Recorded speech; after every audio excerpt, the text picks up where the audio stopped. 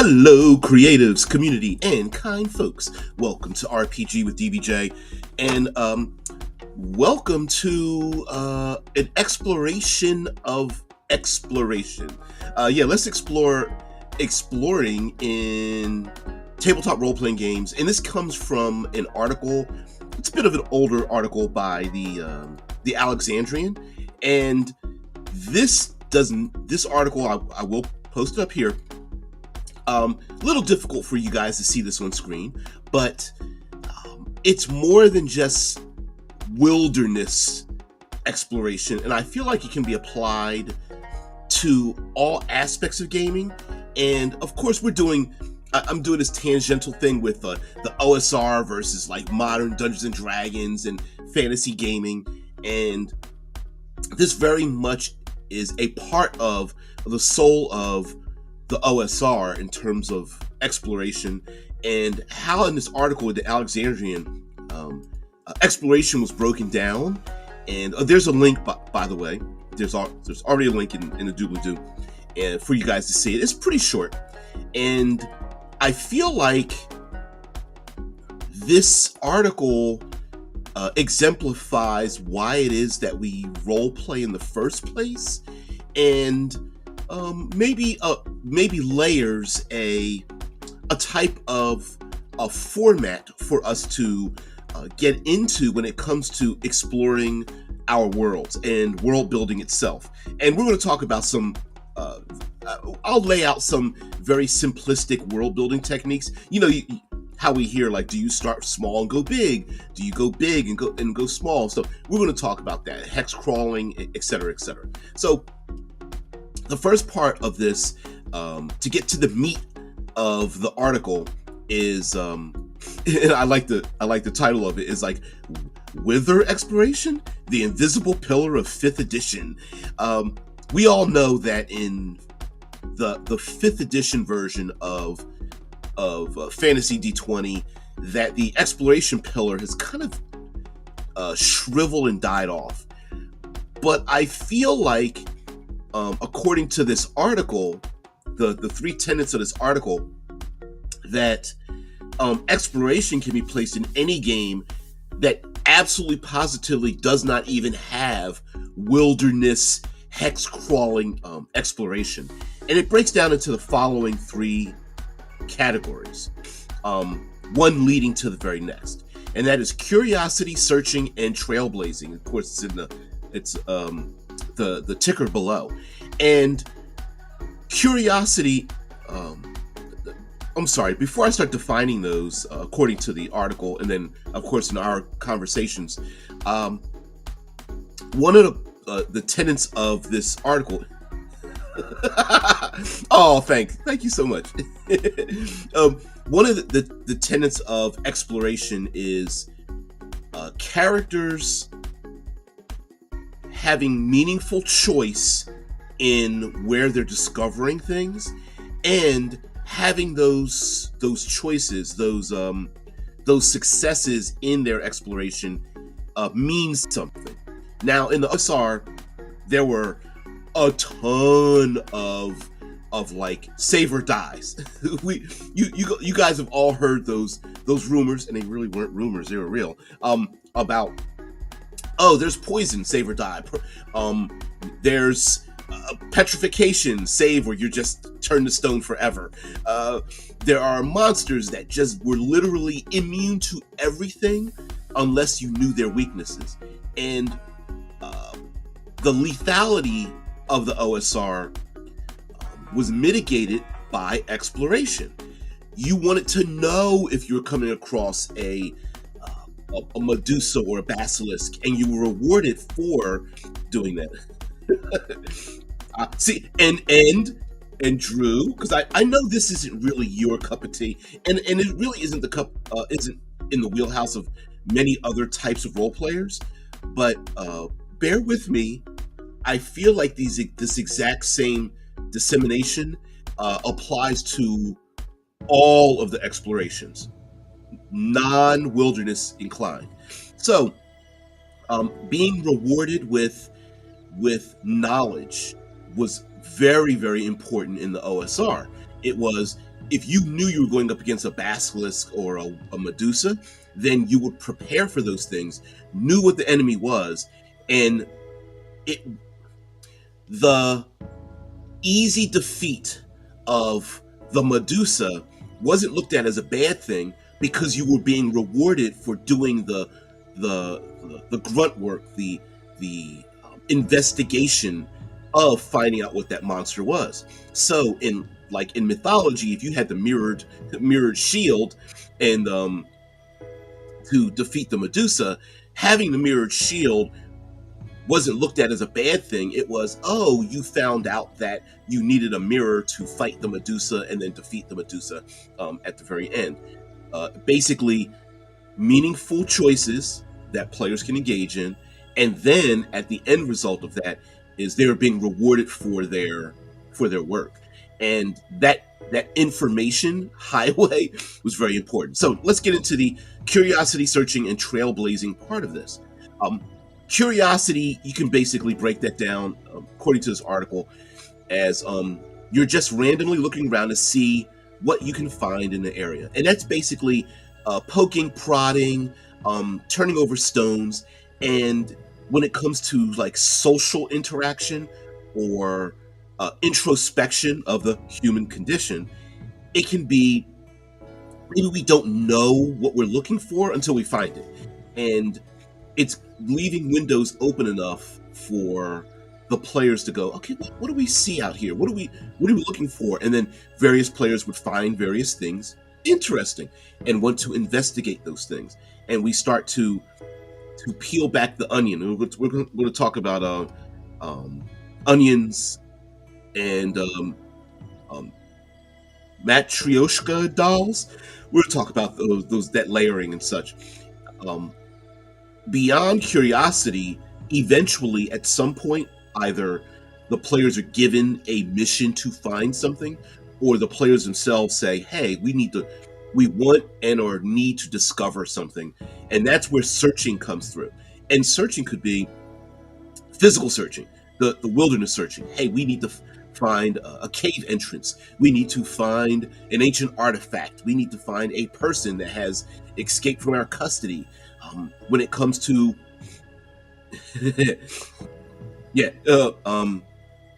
want to pronounce your name, Pete Giant? Peta Giant? Anyway, Giant says an important part of exploration is the passage of time. And we talked about time being a threat vector in the OSR. Like, basically having all the time in the world is to do a thing takes away the threat, right? Like if time is a factor, like time is almost a not a substitute, but it's also a mechanism similar to like hit points if you really think about it. And we see that in gaming now with the time. And so of course, if you're curious, you want to have players will want to engage in the world, and their curiosity might be limited by how much time they have to spend in the area. Or you give them plenty of time to do something for them to find a story hook, basically something that interests them to get them to go on. But when it comes to the curiosity and the searching, that can easily and equally apply to social interactions. Players come into a new town, they start interacting with the NPCs. Curiosity piques their interest because of the clothing they're wearing, the words, the terminology they're using, the festivals, the food, the political machinations and economic destabilization that's happening in this region. And then the players discover more and more about the area. Let's go to something simplistic like the keep on the borderlands. So the players arrive on the borderlands, they go into the keep, and they hear rumors about these caves. Someone even named them the chaos caves or caves of chaos. And then maybe another player finds out that there's a group of wandering children, and the parents are upset that the kids have gone, and the players, and then kids run off into the wilderness. The players go after the kids, maybe to return them back home, or maybe they find one of the kids and they discover that they've been playing around these caves, but one of the kids is missing, and blah blah. And that's where the story hook comes in. Now, also when it comes to from searching to trailblazing, the search itself may be, like I said, looking for a person, place, or thing, but it could also be looking for an ideal, a motivation, an ally, um, interrogation, a secret. It could be in terms of carousing and finding, lubricating the minds of people to get what the players want, and that's more of a social interaction. And then in terms of introspection, it may be that um, in there are games in which uh, hit points and combat isn't the primary goal of the game.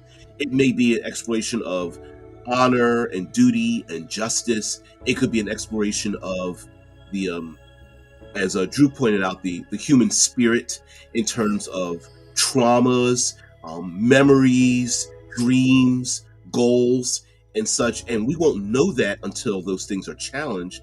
And it could be, I'm I'm, I'm trying to think of some games that do this.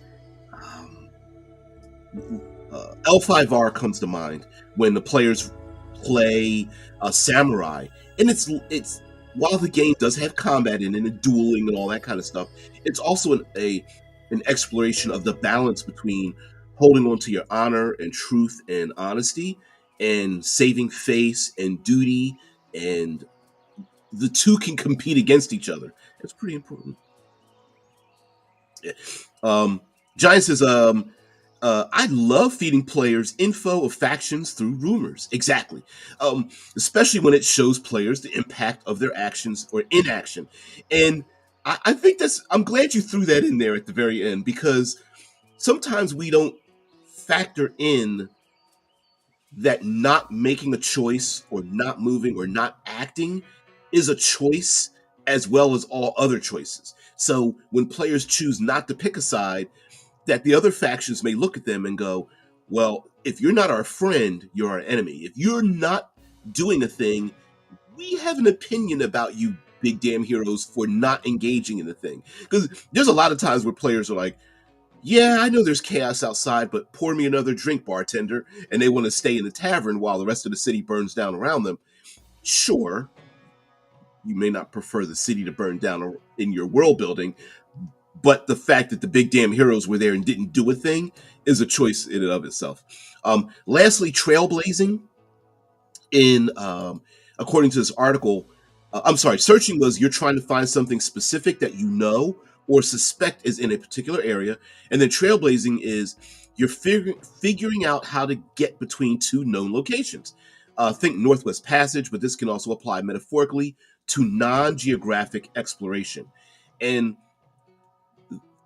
the easy portion of describing trailblazing again is getting from A to B. Oh, we need to get across a vast ocean. We need to get across a deep valley or a crevice or a frozen lake or sand dunes or whatever, the physical part of it. But the non-geographic exploration could be, all right, we've just found two agents of the faction. We need to get to the leader, the head of the criminal organization, the politician or noble pulling the strings, basically the big bad evil guy. But we found their lieutenants, right? And I feel like when it comes to exploration as a whole, not gaming wise, but just exploring a world, that again, being rewarded for the player's actions and their discoveries, leading them to new things, uh, is very important. And the OSR, when it came like using mega dungeons, remember the old mega dungeons and the hex crawling and all that kind of stuff, it was pretty important because you wanted to know what the hell's in the next hex, like what's around the corner, you're doing a point crawl, what's in the next node of the point crawl, what's under the next layer of the onion. And maybe in some ways, the I just roll dice and want to know what's in the room. The I make a perception check, tell me what's there. We don't need. There's no need for us to accept that as the standard of how to play a game. It could be no, no, no. Tell me what you're doing, and I will reward you with your action. Oh, I look behind the tapestry. Great. You find something behind the tapestry, right? It's not, I open up the door, I make a perception check. What do I see? We don't need to accept that. And not only that, it also encourages players to maybe put themselves in a bit more danger. And I understand that um, mechanical choices should be rewarded, right? If the player chooses to have high perception and investigation skills, then they should be rewarded for that. But what we don't want to do is overpower one choice over another one. Like, for example, um, if we make a difference between perception, insight, and investigation, perception may alert you to knowing something's off, wrong, different, out of place. But investigation lets you know why it is that way, and then having the players balance the issue of, instead of just piling all their points in one ability, yeah, you know something's off, but you still haven't told me how you're investigating. Oh, you're investigating? Great. Now let's go into this other form of the game. So, trailblazing can be something in terms of digging deeper into, um, as let me put this back up here, as Drew mentioned about the human condition. Um, oh, I've brought up the various White Wolf games, the vampire, mage, changeling, werewolf, all those games. Despite the bucket of dice, dice pools that eventually culminated into, it very much was a deep dive into fear and supernatural addiction and horror and humanity, at least on its surface. And it incorporated a lot of that, especially one of my favorite games that very few people played, which was Wraith the Oblivion. But even in games like Vampire and Mage, it did incorporate a lot of, like, okay, how much of my humanity am I willing to sacrifice to achieve my goals? Or do I want to hold on to my humanity, even though I understand this is going to make my life even tougher? Holding on to it is actually putting an obstacle in my way. But the big bad evil guys, like Jedi versus Sith, hey, if you do the evil thing, well, I can get this done real easy. And also how other people look at you when you start sacrificing your humanity to achieve a goal. So there is while it may be cool to have a lot of resistances to insanity in, say, Call of Cthulhu, when you're investigating Lovecraftian eldritch horrors, people may not look at you quite normal if you seem a little bit sociopathic, because you're able to, you're seeing the horrors that humanity is going through, and you just shrug it off, right? Um, yep, Wraith the Oblivion. It's that's a wild RPG. It's very high minded, I will say. Not your, it very much is not your dungeon crawling type of role playing game. It isn't. It really isn't. Especially since you're already dead, and yes, your character can be lost. You can, air quotes, die in the game, but anyway, pretty interesting game. Very much delving. I love the fetters portion of that game, with picking people, places, and things that are specific to your character, that you're attached to, and how your wraith character, your ghost of who you were or are, is attached to those things as they move around the world and such. Your character sitting up on a file cabinet as your loved one is wearing a engagement ring or something, and distraught about the passing, your passing life, and as this person starts to move on in their life, and chooses not to take the ring with them, and now you're stuck sitting next to the box that the ring is in instead of following them to work. Now you're like, wait a minute, I need you to wear the ring again, but that means that person won't be able to get past your loss, ruining their life, but at the same time, you're still connected to them. It's a pretty, you get in some pretty, some complicated sociological interactions by trying to play a character who is effectively a ghost and interacting with people's real lives, and when your fetters start to disappear, you will disappear. So you need to keep them around, but it also means that people can't get past your passing. It's kind of cool. Sorry, I really segued off of that one. I will also say that another part of Pete Giant, Pete Giant's comment is talking about feeding players info of factions through rumors. Many the early modules, these were, today I guess we could call them adventure paths or whatever, but back in the day, the old modules, the old flimsy modules, had rumor tables in the beginning, and some of the rumors were complete fact, others were like half facts, and then there were maybe one or two red herrings. But for the most part, they had those beginning rumor tables because players wanted to investigate. They were curious. They wanted to find out, like, hey, we heard about this wizard's tower.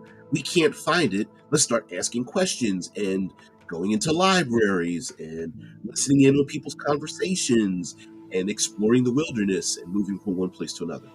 So, the Alexandrian, this is the article is titled Wither Exploration, and it probably references the withering of the vine of exploration, talking about the invisible pillar of 5th edition, and that's the Alexandrian. But I also want to talk about different types of exploration and maybe some fun names we can give them. And exploration and world building kind of go hand in hand, because if we're going to bother building worlds, we want people to play in the sandbox of our worlds. We want them to play with all the goodies and things like that, find all the tools, fall into the pits, trip over things, and then and discover that the thing they tripped over is gold or jewels or magic or something like that. We love that kind of stuff. If we're going to bother world building, we love people to play in it. I'm looking at you, Brandon Sanderson's Cosmere RPG and making up different magic systems. Of course, I mean, if you're familiar with listening to Brandon Sanderson's various podcasts and lesson plans on the YouTubes, you'll know that he's a role player and Magic the Gathering player, card game and things like that, video games and things. And of course, he's a world builder, and of course, he wants people to play in his playground. So yeah, Pete Giant says, I think that in D&D the game is structured around dealing anthropomorphic representations of the human psyche, and the treasure element represents gaining knowledge and growth in overcoming the threats. I think you're a little too smart for the game. No, I absolutely agree, and it's funny because sometimes we're high-minded on this side of the interwebs, aren't we? And sometimes we can get a little frustrated when we see a grand scope of what the idea of role-playing can represent, and get frustrated when it boils down to, give me dice, I want to kill something, right? It could be, I mean, it's a little arrogance on our part sometimes, where we're just like, fuck, the game's, there's more to it than just like killing things, but okay, all right, I'll go with you. I'll follow you, and Yeah. Say the treasure element represents gaining knowledge and growth and overcoming the threats. Absolutely, that's a huge tenet of the OSR.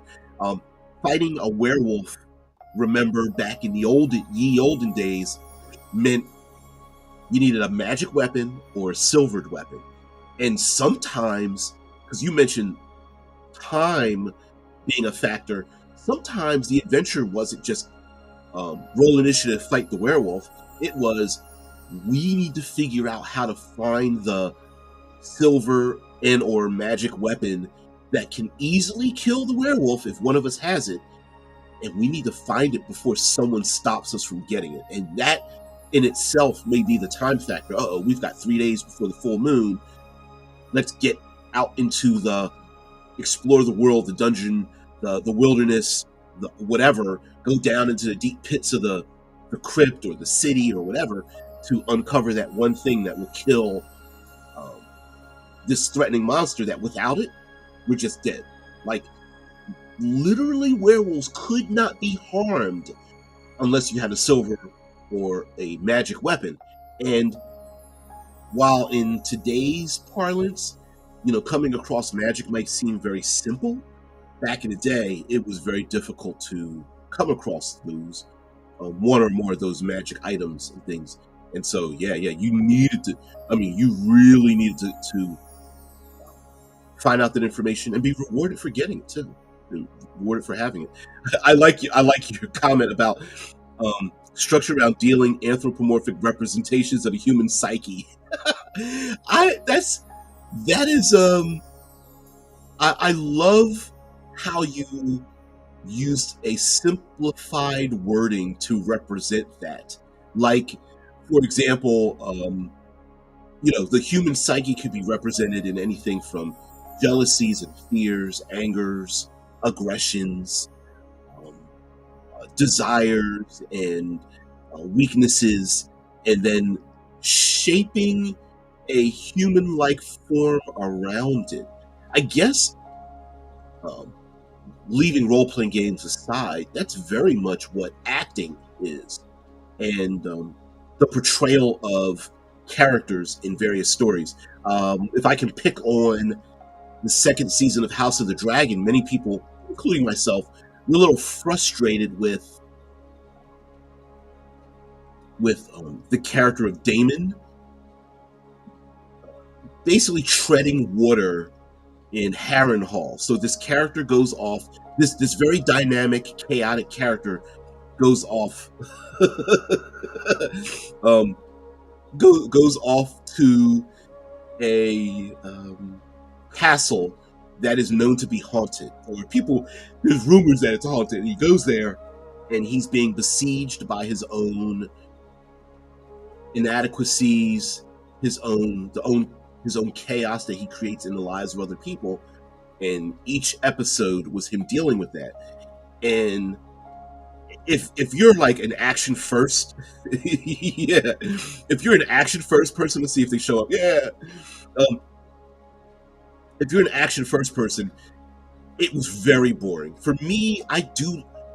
It gave us an insight into this character who has to come to a realization that they really don't want the thing that they think that they're aiming for. There's more trouble than it's worth, and yes, the character does eventually get to that point where they are, where it's a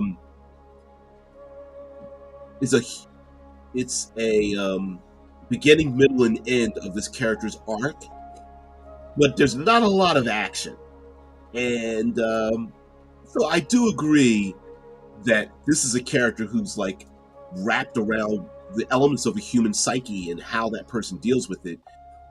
It did take, I think it took probably 2 more episodes than it needed to be to deal with it, but whatever. Good acting, great characters. I wasn't as upset as many other people were. They're just like, it's been 3 episodes, he's still stuck in the castle, it's stupid. Whereas sometimes we'll read books and there's literally a character staring at a photograph, and they'll have like multiple chapters of this person being introspective, and people don't get bored about that. So Well, maybe they do. Maybe they could. Hell, if you're reading Dan Simmons' Hyperion Cantos, it's literally a book that's like 95% a bunch of people talking around a table, and yet we are exposed to their backgrounds, and it's very, very well written. For an advanced sci-fi epic, the Hyperion and Hyperion Cantos, I think it's Hyperion and Hyperion Falls, and then Demian Rising. Um, yeah, really good, Dan Simmons. But okay, um, yeah, I'll just leave this stuff here.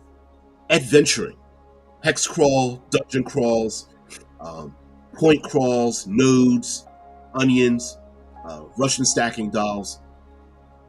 These are uh, various words, descriptions we can use when it comes to exploring the world and how we build.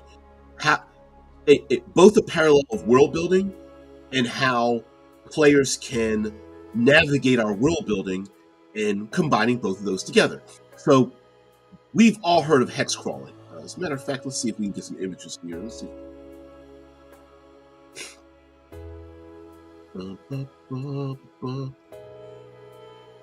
So we've all seen hex maps and hex crawling, and there is an excellent reason why hex crawling can seem very boring to people who want a little bit more dynamic interactions in terms of their tabletop role-playing experience.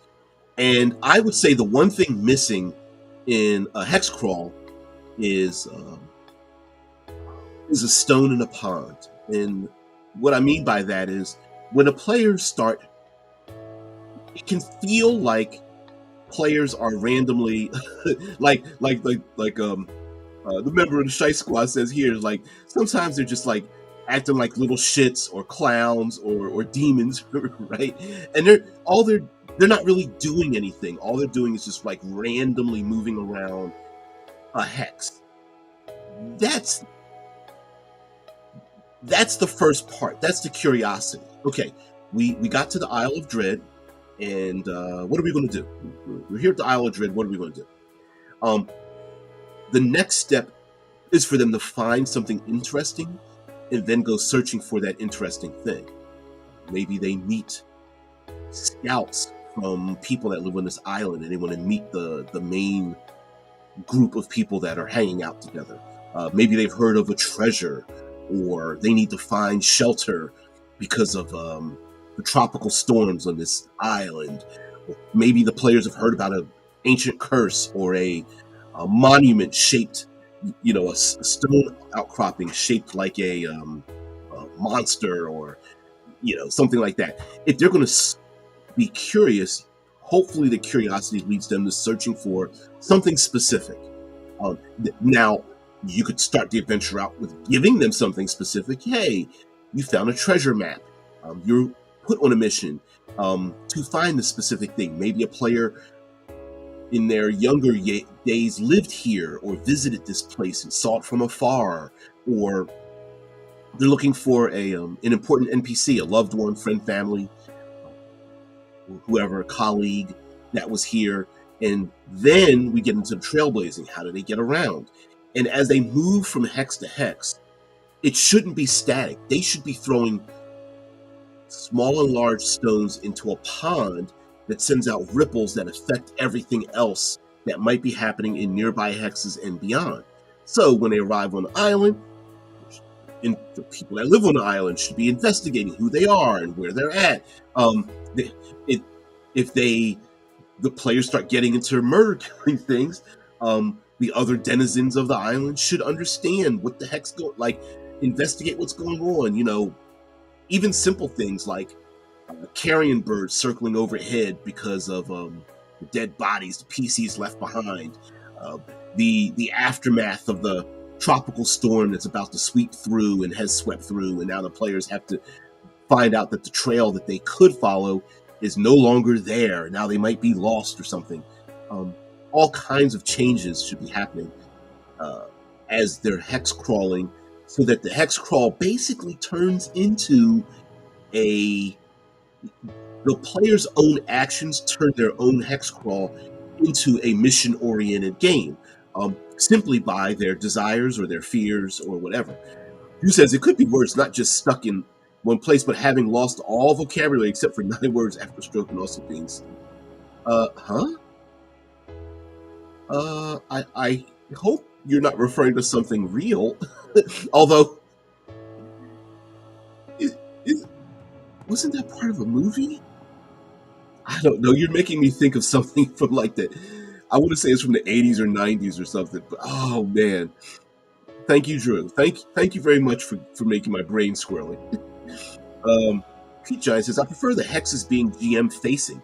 The players see more of a point crawl dealing with descriptions of landmarks, districts, points of interest, etc. Yeah, I've heard it. Yes.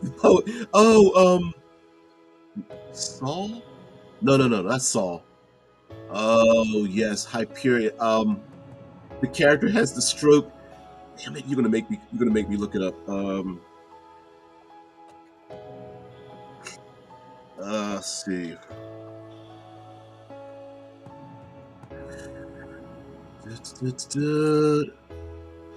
A Hyperion Cantos Wiki. You're gonna make me do it. You're gonna make me do it. There's gonna be a lot of pop-ups in this, but damn it.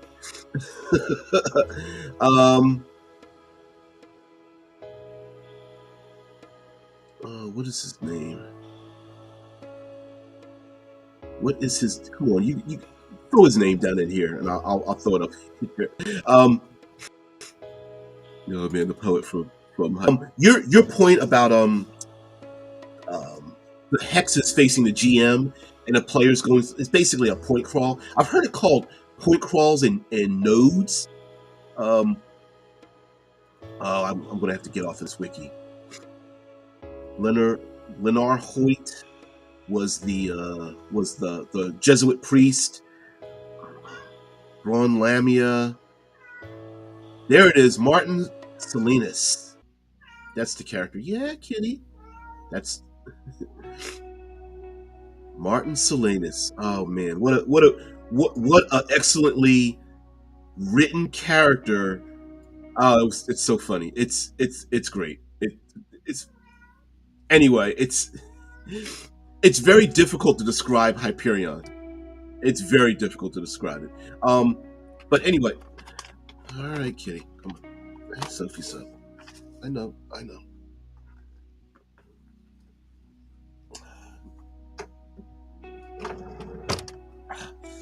Oh, your claw is stuck. All right, you want to sit there? Fine, you can sit there. We're getting to the end here, Kitty. We're getting to the end.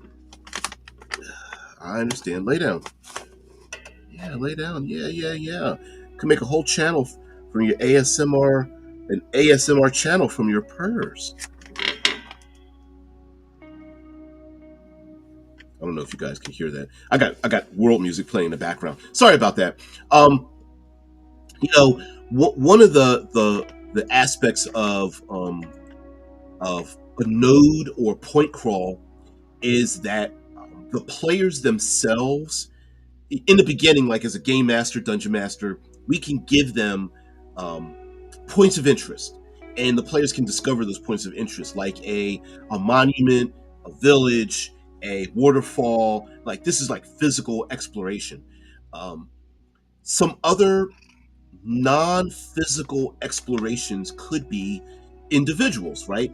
We see this in a lot of procedural television shows. Maybe there's a politician, there's a crime lord, there is a known bar hangout for a motorcycle gang, there is a chop shop of stolen cars, there's an alley that, or I don't know, illegal card game or something like, right? And these aren't necessarily locations, but they are people. Yeah, Attack of the Producer. Yeah. It's like 19 minutes is close to the end, according to my producer. Yes. Oh, thanks, dear Drew. Thank you. Yeah. There's my keyboard slides below there's a little padding here, and my kitty is just below the camera. Oh, there she is. There's the top of her head. Uh, she just wants attention. She's like, "Your show is over." Anyway, um, in many procedural television shows where you have your same actors and participants in the show, characters in the show, it may not matter where they're located, but those characters are also points of interest. And depending on the interactions of those characters between each other, our main protagonists and then all the side characters, is how the story progresses. We learn more about all of the different characters, especially the main characters. We learn maybe a lot more information about oh, thanks. And so I feel like exploration doesn't really need to be wilderness related. It can be people related, and it can be a little more difficult to make a character web of who likes who's related to who owes money to someone else, who's being threatened by another person, who has unrequited love between two characters and whatnot. And it can be a little difficult to draw that web. But if you are a world builder and you suffer from world builder's disease like the rest of us too, once the players throw themselves into that pond and they start sending out those ripples, it can be pretty easy for you to figure out what the next character's NPC's reaction is going to be when the players approach that person, right? Maybe you have let's do something very simple, like you have a city guard, and the city guard has a sick dependent, and they need coin to go to a healer or an apothecary or something to heal their sick relative. Now, the players don't know this, and you created this just like I did right now. You pulled this out of your ass to attach this background to this NPC. You don't need to predict what the players are going to do. All you need to do is have this NPC react to the players based on their background. So maybe the players come to the city gate and they offer this guard some cash or coin or whatever. And the guard may take it, not because they're greedy. And the players may assume, hey, the city guard's just greedy, they're on the take, it's easy to bribe them. But maybe the city guard is like, I don't want to compromise but I really need this coin to help out my loved one. And that becomes a node in the point crawl. That character becomes a node in the point crawl, or could become a character in the point crawl. And the players may come back to this person thinking they're easy to manipulate with some more coin, and this character's like, no, I'm not taking that. You think you can bribe me?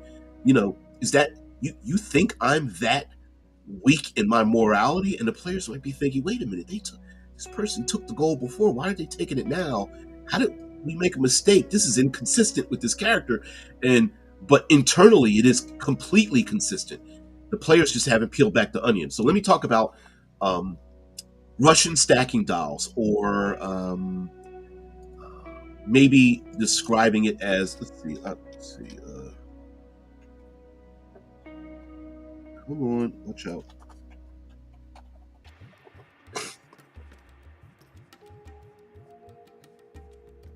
Let's see. There we go. Put this up here. Let's get in some images here. These are those classic.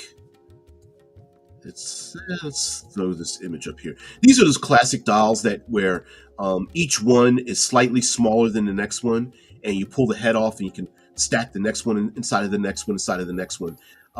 Sometimes it can be described as stacking dolls, Matryoshka dolls, onions. Basically, is pulling back the layers. And in terms of world building, the players, as they navigate your world socially, politically,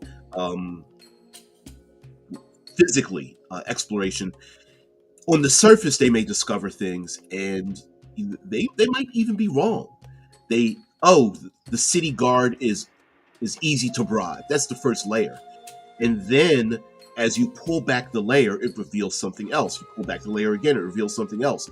Dungeon crawling is very much stacking dolls. The first layer begets the second layer, begets the third layer, and each layer you go in makes it even deeper. When you arrive at the Isle of Dread, at X1, it's a real dungeon, by the way. Let's see, X of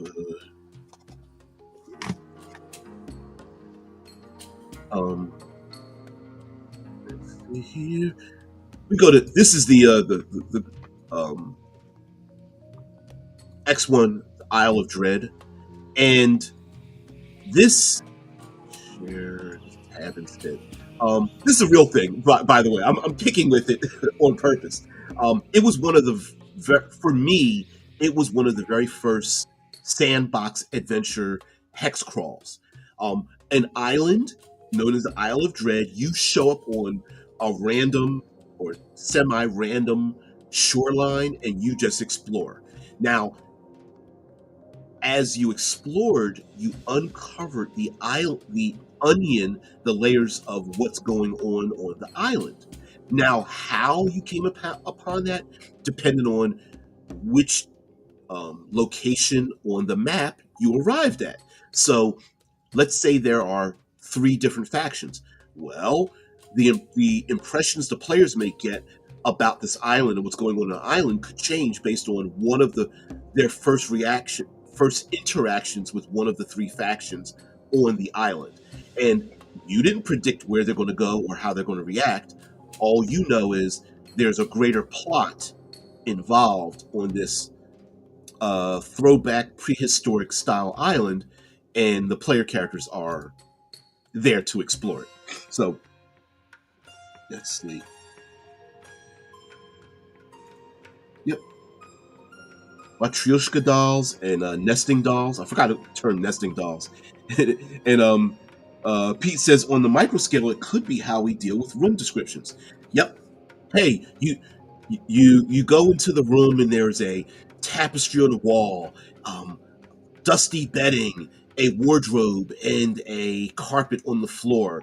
There is a sconce with a lit torch or something like that. Um, what do you do? And then that's the first layer. And then the players go inside. I'm going to take a look at the tapestry. Well, it's from the doorway. You can barely. The tapestry is old and ancient, but as you get closer, you see writing. It depicts a great battle or whatever the case may be. Right? Someone else is like, why is the torch lit in the sconce if this room hasn't been investigated in a millennium or something? And then maybe the wizard's like, I sense a little bit of what's the word? Dweomer? Dweomer? Does anybody even use that word? Dweomer? I think. Let me see if I can spell it. I'm gonna guess at it. Dweomer. I think I misspelled it.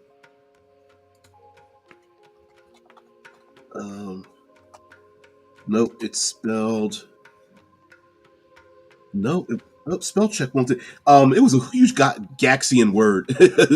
Anyway, maybe maybe the players discover that's one of these ever lit torches or something, or it's magic because, you reveal to the players the bedding, the carpet. They move things around. You peel back the onion. You realize this was the room of one of the 3 betrothed to the great wizard that became the lich in this realm or something. Or maybe the tapestry reveals the great battle that cast the lich out. And now the players are like, wait a minute, this might give us a clue to dispelling the great lich's power, finding a phylactery. Mateo says, Dweomer? yeah. You guys don't remember that? Oh, man. Let's see if I can find it. Gygax's use of the word Dweomer. Let's see. Let's share this. Gygax. This is just a simple Google search. Gygax has re-etymolized. Shit. You guys are gonna ruin my vocabulary here. Re-etymolized Dweomer, as in D&D, it always describes a spell or an act of magic rather than sorcery in general. Here's even an N-World article. The word Dweomer by Gygax. You guys remember? It's so dumb.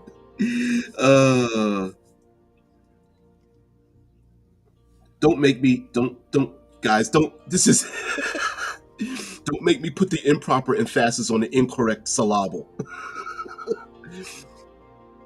Dweomer is an Old English word meaning witchcraft that derives from the Old Norse term. I can't pronounce that.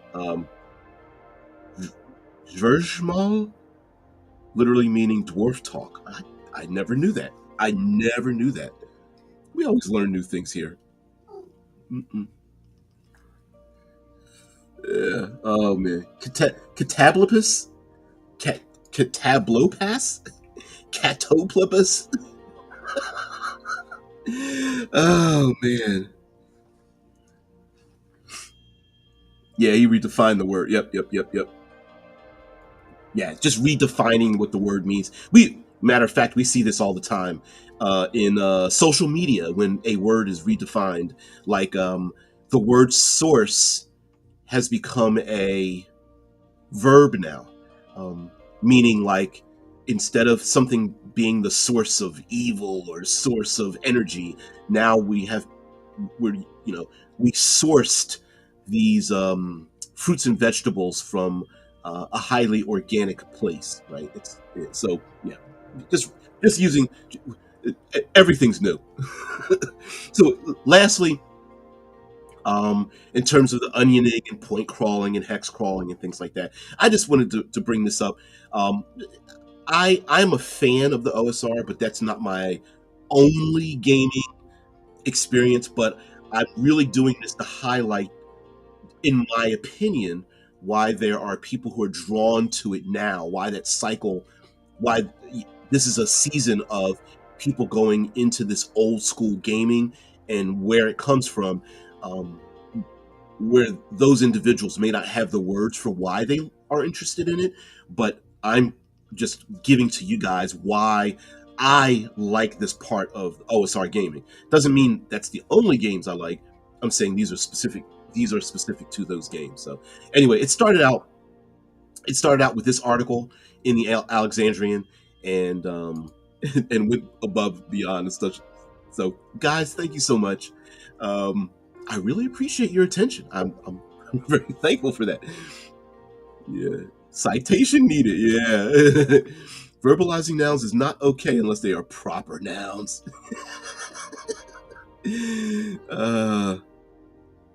Yeah, thank you, Mateo, and others who have found the channel. I really appreciate you guys being here. If you guys have any or other subjects or things you guys ever want to talk about, I'm always open to that. Please leave. I will get to your comments if you leave them for the videos later on. If you're listening in or watching in or just want to, like a podcast, later on. And we're always here to talk about these gaming things. I don't take things too seriously, so I apologize for my my jovialness when it comes to that. Just being silly, but sometimes we can get a little bit too highbrow when it comes to our tabletop role-playing experiences. And let's be honest, these are hobbies, these are games, and I love them, and I love all iterations of them. And I think we can learn something from all of the games, whether they're good or bad. I think there's something we can learn from them, and we don't need to be aligned with or run parallel to or follow the machinations of corporations at all. The game belongs to us. It's our experiences, and which is pretty much like why I haven't even I don't even like there's the new 2024 books. I'm like, I don't even care about their balance and all. I don't know. I think it's too much. I like I'm at an age where the simplicity to me, I'm on my returning cycle to a more simplistic style of rules and rule set, because I'm more interested in the creativity of other people and the stories they can tell, rather than um, big tomes of knowledge, or I'm sorry, big tomes of knowledge given to us for rule sets. So that's just me. It's not for everybody, but whatever. You guys are done. I'm going to Dom DeLuise to breakfast buffet. I love myself a good buffet. Yeah, get a nice good brunch. Yeah. Hey, so we just got DBJ with a bunch of highbrow intellectuals. Yeah, games play for fun at the end of the day. Exactly. Which is why I don't really like. I'm not a gatekeeper at all. So if I come across that way, I really apologize for that. Um, I'm a very polygamist. I love how people design games. I like how the sausage is made in many ways, and and I yeah, kitty. I also like how the same game can be played differently by different people and get different aspects from it. And for me, I wish I had the time and energy to like get into games with other people and just see how they play and what they discover from it. And strangely enough, those of us that love role playing games, we we we we both suffer from um, awkward social interactions, yet are delving into games that are some of the deepest, most intricate um, methods of disseminating the human psyche, the anthropomorphic human psyche, which I love that Peach. I love that a lot. Yeah. Yeah, she's like, yeah, you're wrong. Games are played to show how much I'm smarter. Yeah, I don't like that. I don't like that at all. It's I understand it's easy to get look very clickbaity and to excite those dopamine levels, to do an us versus them kind of like a channel and get groups of people together. Like, yeah, but I'm not into that. I don't need to be part of a tribe um, that goes to war with other tribes in our own community. It's pretty ridiculous. I think there's so much space. Listen, if multiple tabletop role playing games can be backer kitted and kickstarted and Indiegogo'd and itchy.io'd out there, that can go up into the millions of dollars, there's space for everybody. So I love it. Oh, hilarious, Andrew. Yeah, I'm not insecure. I already know I'm the smartest person in the room, and not just when I'm alone. Uh, so funny, so funny. Mm-mm-mm. Your personalities tell you you're the smartest person. All of your personalities.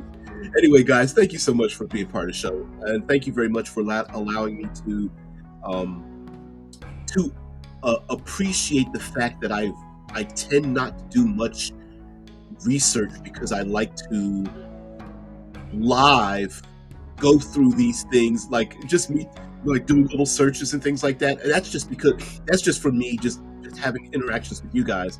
And I like this seat of the pants style of gaming. So if you guys are interested in it as well, just stop by this channel. Um, by the way, this is simultaneously broadcast on Twitch and YouTube, and my Facebook page. And so, if those are other places you prefer to interact, please find those if you can. I should put the links in. That would be smart, but I'm not so smart. Maybe tomorrow and after that, I'll start putting the links in and stuff, or I'll go backwards to the videos or something. But I'm not very good at promoting myself.